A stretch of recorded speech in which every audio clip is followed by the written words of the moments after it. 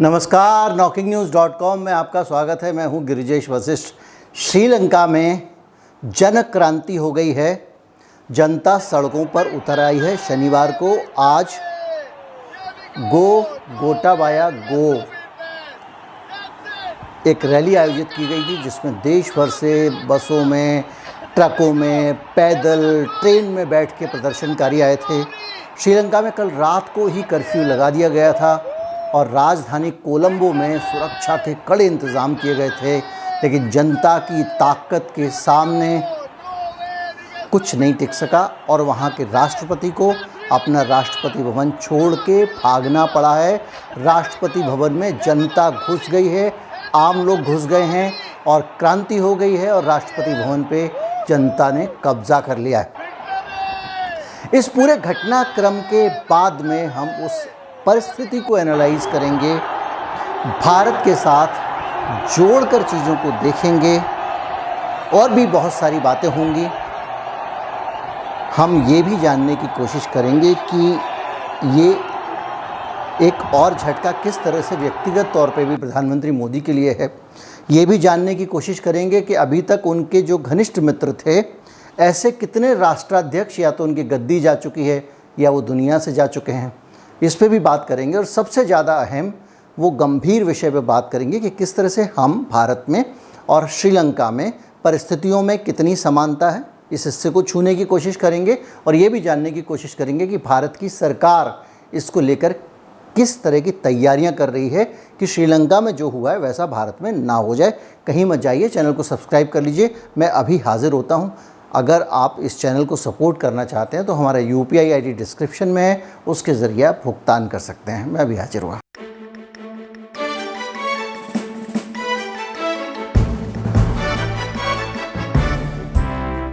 मैं श्रीलंका की खबर की तफसील बताने में आपका वक्त बर्बाद नहीं करूंगा। आप इस खबर को लगातार फॉलो कर रहे होंगे। भीड़ आप देख लीजिए, किस तरह से निहत्थे लोग, आम लोग जब ताकत में आ जाते हैं तो सत्ता की बड़ी से बड़ी ताकत, बड़े बड़े तीर, तोप, तमंचे एक तरफ रखे रह जाते हैं।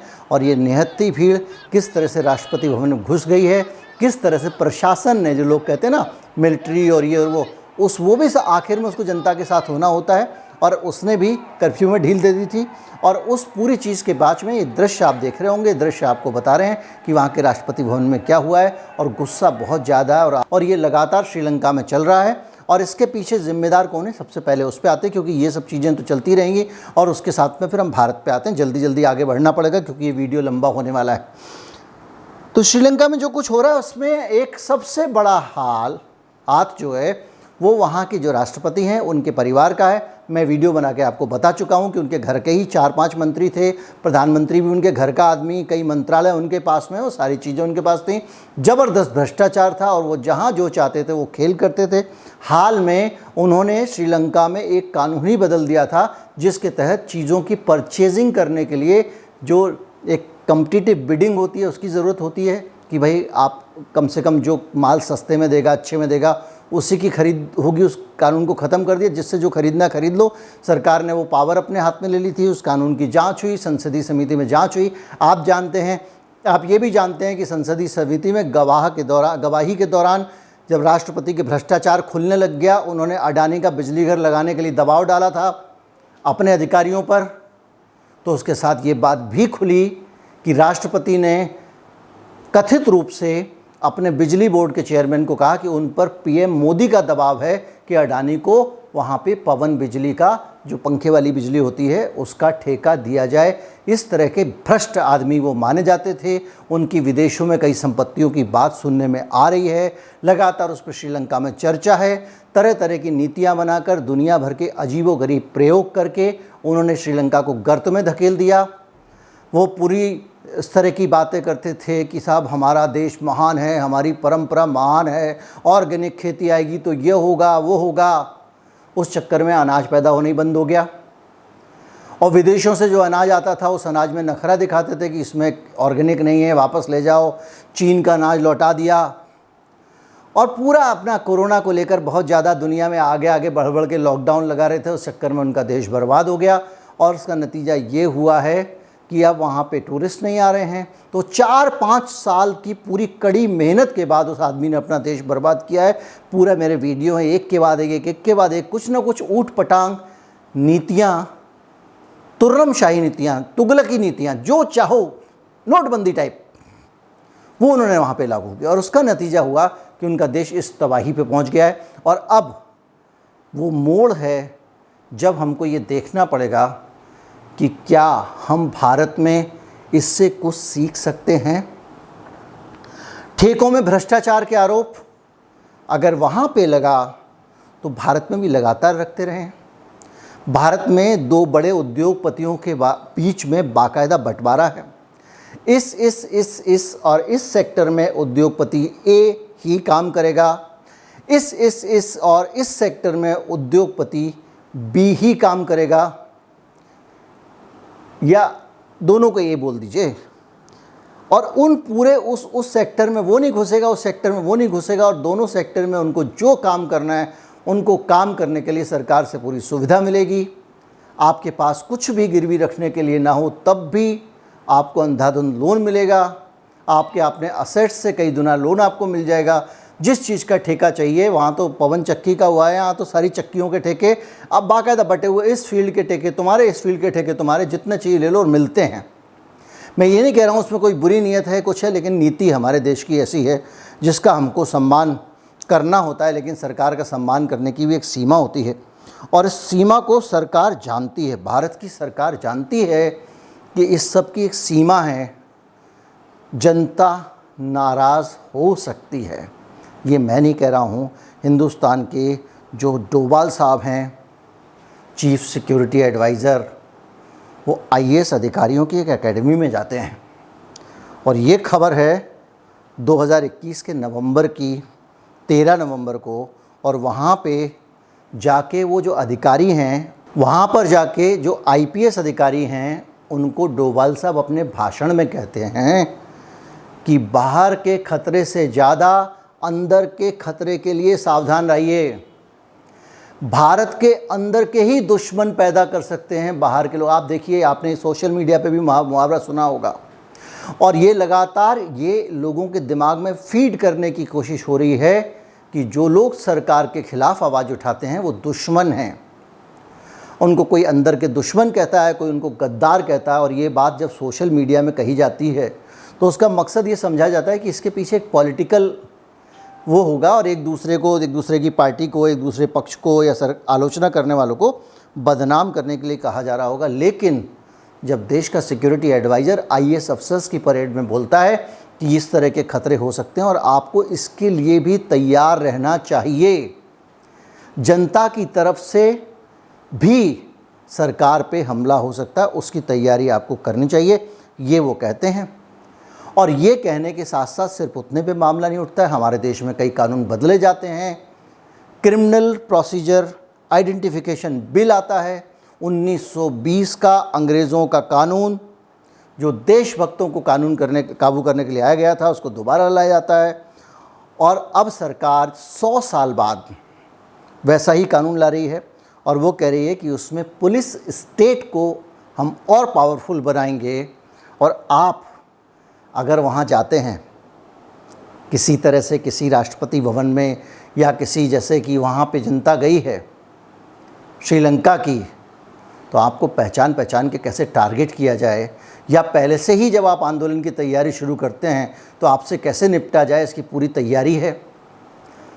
मैं ये नहीं कहूँगा कि ऐसा इसीलिए हो रहा है, लेकिन अत्यंत सिक्योर प्रधानमंत्री कार्यालय, संसद भवन, दूसरी चीज़ें बाकायदा नई बनाई जा रही हैं, अत्यंत सिक्योर कारें खरीदी जा रही हैं और अत्यंत सिक्योर, अत्यंत सुरक्षित विमान प्रधानमंत्री के लिए खरीदे जा रहे हैं। सरकार जिस तरह की तैयारियां सुरक्षा से बचने की कर रही है, उससे आपको अंदाज़ा लग सकता है कि देश की सरकार सुरक्षा को लेकर कितनी सजग है, और वो श्रीलंका जैसी परिस्थिति भारत में नहीं आने देना चाहती और वो एंटिसिपेट कर रही है।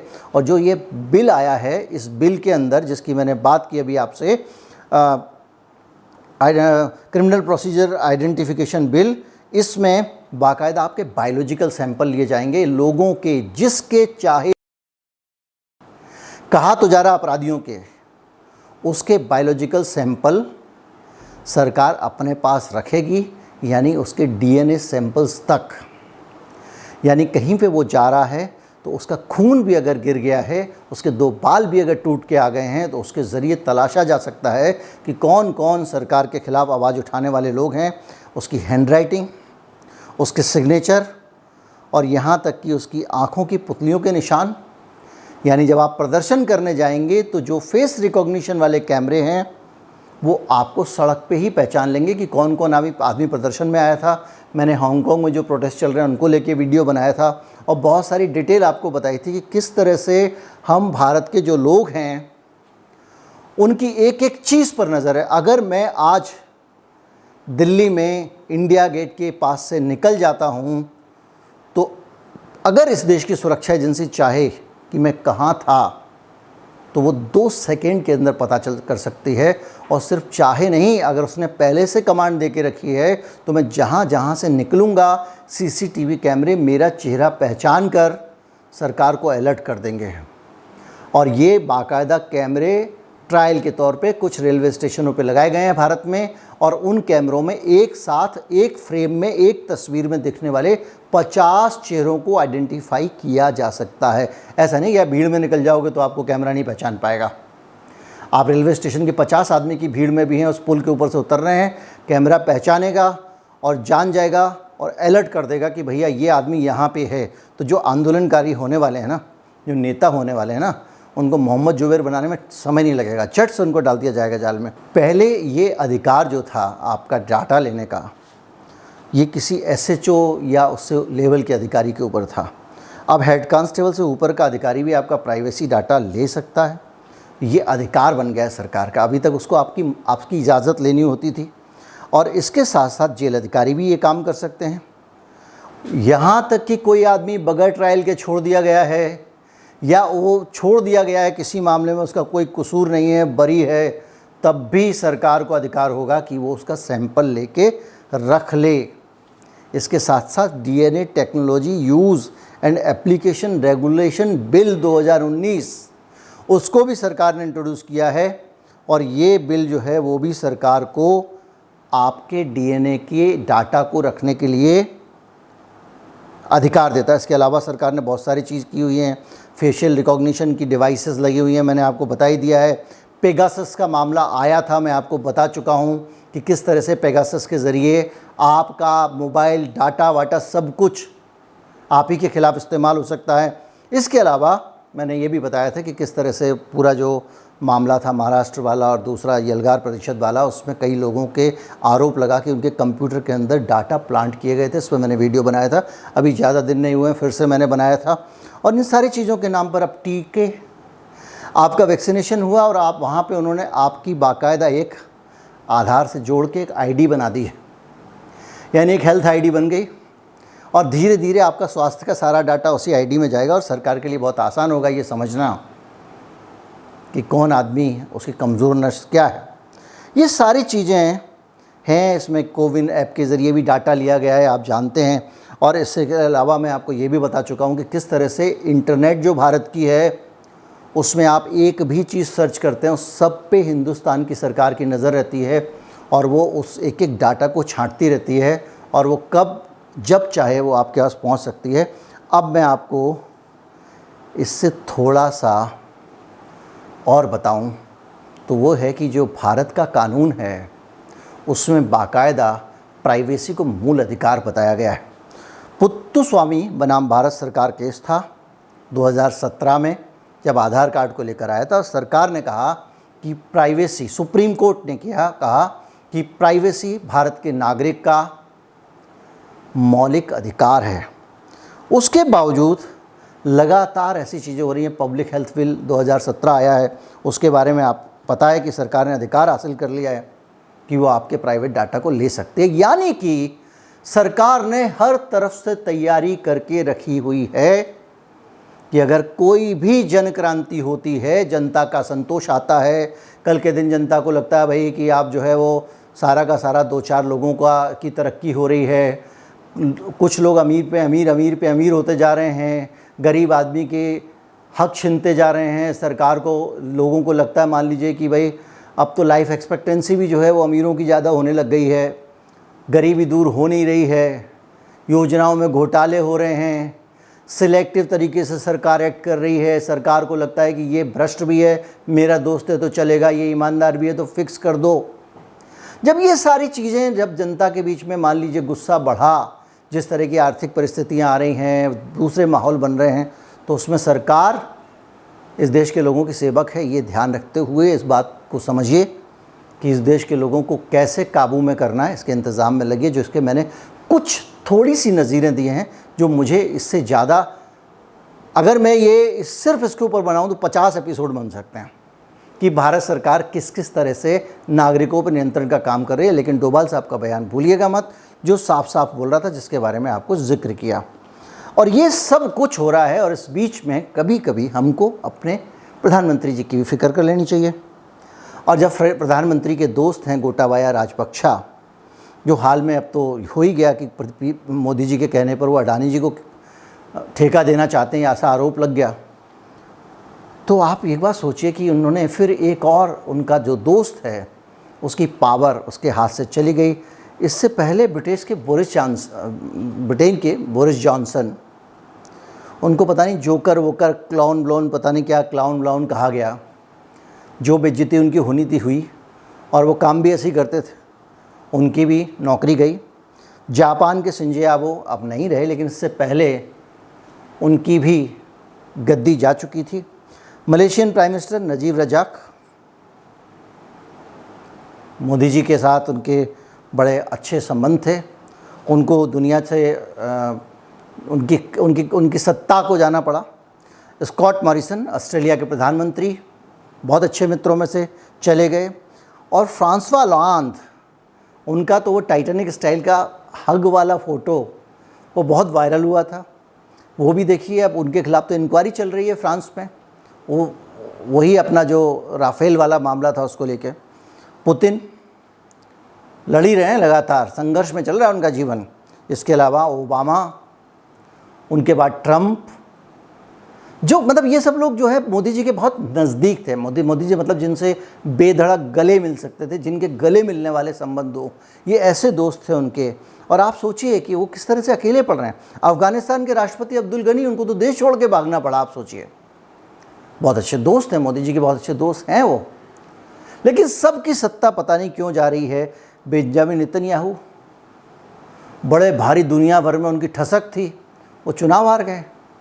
इजराइल में टोनी एबॉट, राष्ट्रपति ऑस्ट्रेलिया के, है ना। स्कॉट मॉरिसन तो प्रधानमंत्री हैं, वो भी मित्र हैं, चले गए। और सबसे बड़े मित्रों में से पाकिस्तान के प्रधानमंत्री नवाज शरीफ, वो भी चले गए।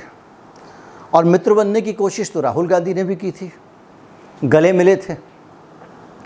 आप उनकी क्या दशा है आपको पता ही है। तो पता नहीं, आप सोचिए कि एक व्यक्ति इतना देश के लिए कर रहा है, दुनिया के लिए कर रहा है, और उसके अपने जो है एक एक करके जो है वो सारे के सारे जिसको गले लगाता है वो अकेला छोड़ देता है।